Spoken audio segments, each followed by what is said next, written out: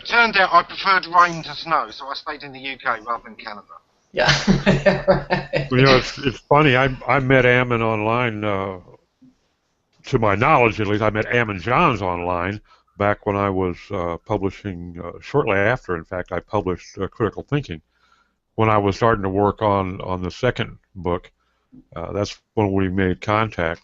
And I just found out here, and that's been 2 years ago. I just found out here, what, Ammon, about a week ago, maybe 2 weeks ago, that Black Knight and Ammon Johns are one and the same. Well, I actually had a little bit of interface on a forum here and there with Black Knight. He'd answered a question, or I was reading his response to somebody else's question, probably 7 or 8 years ago. I had no idea it was the same person, and I had no idea that Black Knight was in the UK. No, a lot of people didn't realise. So like you say, the internet the idea with the somewhat... forum name, of course, with Black Knight was when we first started. People like Alta Vista had a very adversarial approach to SEOs. And if you used your real name and they could trace that back to domain registrations, you could be in trouble. So we all use pseudonyms. Absolutely, absolutely. I still use mine because it's attached to a lot of things that I just don't want to update. But yeah, absolutely, interesting. I still sometimes get post through to the Black Knight. Through the snail mail. And right. Funny enough, the postman here has never looked twice at me as he delivers it. But yeah, we were saying John Kleinberg is one of those things. I'll give people two other little nuggets here of homework. First, I know I've mentioned to Doc in the past and elsewhere, but the Clue Train Manifesto. Absolutely fundamental. If anyone is involved in any sort of online marketing, you must read the Clue Train Manifesto. It predates everything that we now call social media, but it's absolutely rules for how to use social media today. Absolutely vital. Find it. It's online for free, or you can get a copy from Amazon. And absolutely read it. It's worth knowing. And the other one is Purple Cow. Oh yeah. It's again about how to give yourself a marketing advantage even before you touch a line of code. I'd say that those two things are tied up to good SEO so completely. The rest is just technical.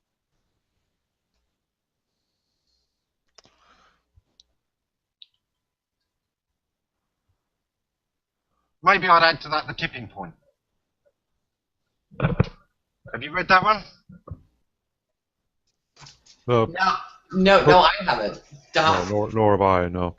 Oh, I've heard of the manifesto, but I've heard of Purple Cow, but I haven't read either of them. However, I may remedy that. Yeah, you will never regret it. I wouldn't say that the Clue Train Manifesto is a Bible. You can't say everything it says. There's a certain amount of rhetoric. There's a certain anarchy. There is a point to every single line of it. The central part of the book is 95 theses, and it's all about communication online and the fact that we're fed up of companies talking at us instead of to us or with us. Do you know the biggest success online? Pop-up blockers and anti-spam. And if you think about this, the most critical pieces of software are pop-up blockers and anti-spam measures generally.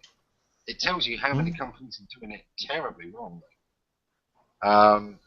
Everyone has to worry about spam. Everyone has to worry about getting past spam filters these days. And it shows you how much people care about people getting the marketing message wrong.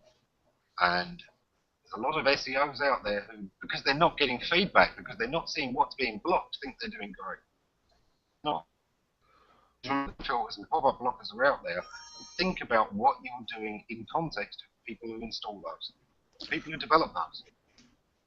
Well, that brings up an interesting thought too. Basically, the theme of this entire show today is commercialization of the internet, and really, isn't that the root cause for spam? Okay.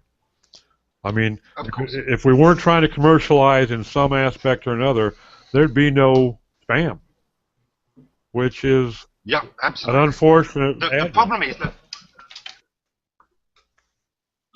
a lot of people see the internet as a way to make easy money. Easy money is like a free lunch. There's no such thing. Sooner or later, you're paying for that free lunch. Yep. Easy money doesn't exist because for that easy money to come into your pocket, it's got to come out of somebody else's. Yep. Sucker born every minute. You also got a lot of angry suckers who go around telling other suckers before they get caught. So you can't rely on that as a methodology either. Yeah, it's very much like a pyramid scheme. You know, the early Absolutely. hitters will make theirs, and they'll make it at the expense of the others. Yes. And every single time you see one of these ebooks being sold as, miracle new SEO tool, something like that, it's absolutely a pyramid scheme. And a lot of the SEO tricks, they'll work today. And while you're all linking to the guy who mentioned it, he's getting genuine links that'll last.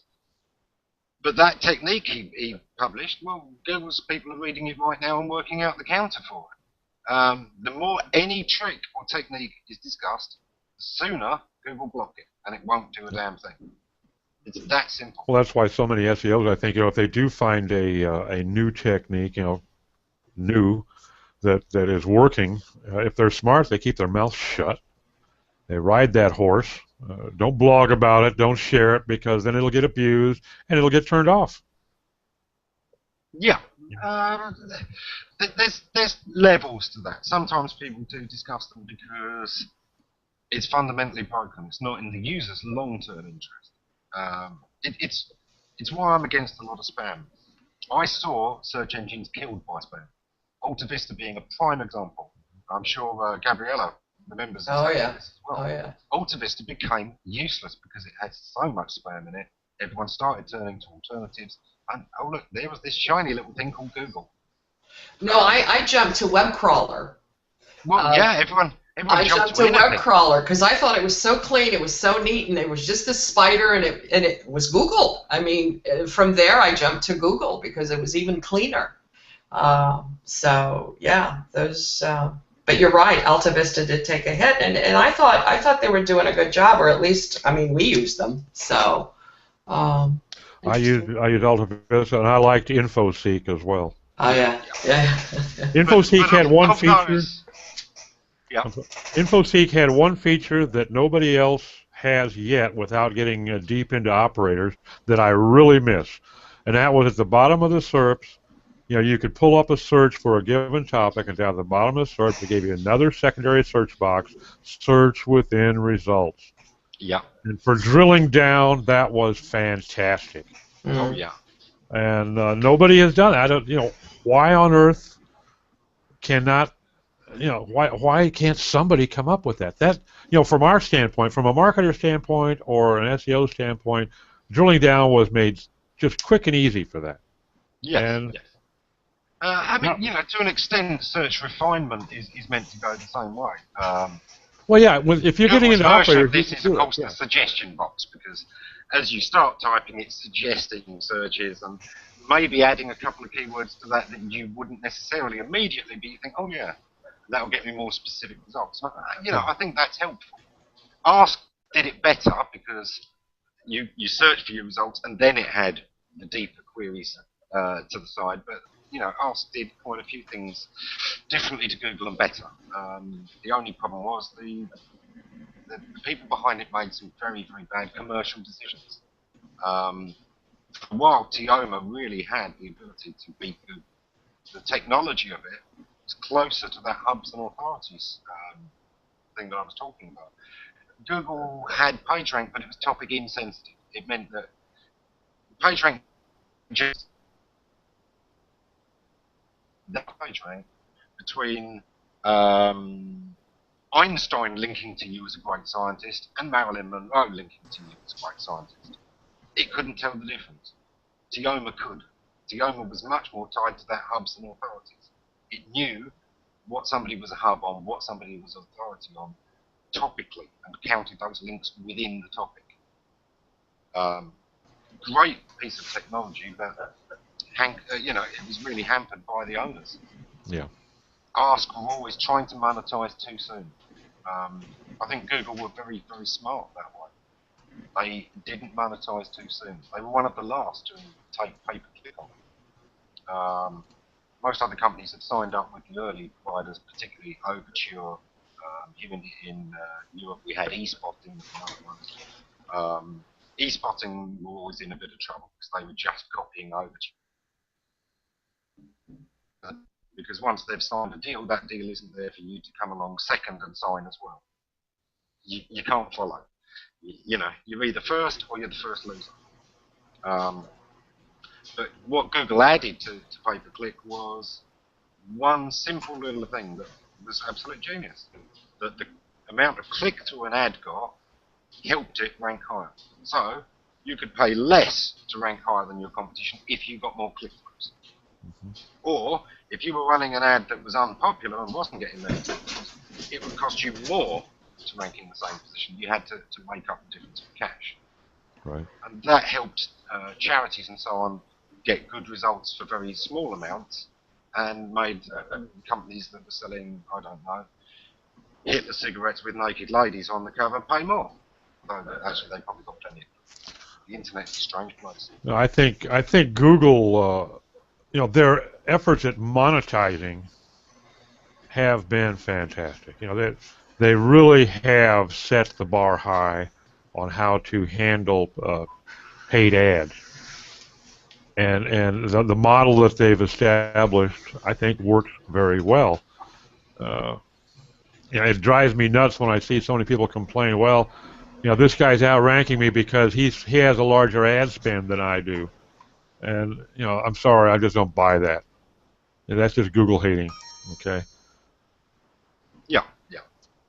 Ad spend is one part of the pay-per-click business, but there's a heck of a lot more to it. Oh, yeah. And, usually, the job of a pay-per-click expert isn't to get the most clicks, it's to get the cheapest clicks. There you go.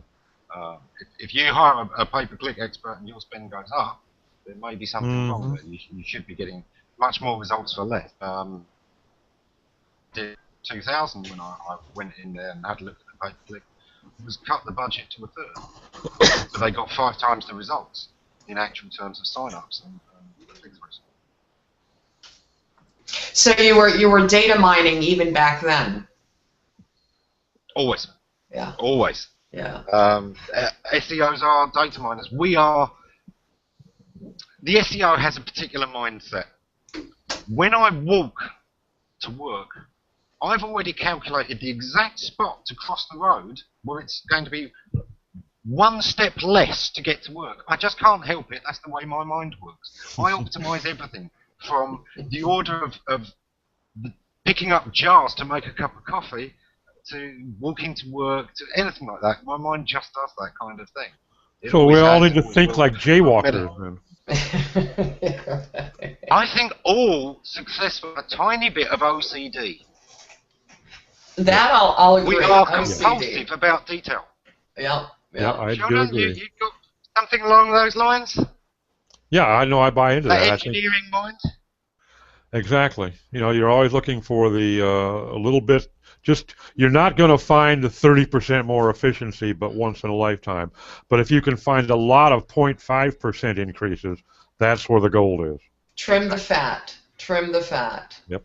So speaking of trim the fat, so at least as bloggers, Doc and I both write. I don't know how active you are in keeping up with the writing sphere and article marketing and so on and so forth. But how do you feel about the new information out there in regards to guest blogging? Don't guest blog, do guest blog, because I know a lot of our readers do that. Whose phone is that? Is that you, Doc? Shame on you. But what's your take on that? Google are against link building. We know that they're against link building. But what about article marketing? Well, I'm getting to it. Trust me. Okay. Guest blog is usually a way that somebody buys a link. Oh, buy your link with this content. Right? That's paid links. Of course, Google don't like it very much. And if they spot that you're doing a lot of it, you're going to be in trouble. Likewise, if most of your content is coming from guest blogging, you're not actually providing very much except a platform. And, you know, that could make you a little bit of a rival to some of the major platforms, such as Google with Blogger, and Facebook, and another, you know, thousand of places that want content. If all you're doing is providing a venue for content, that's not going to help you that much. So you're always looking to be authoritative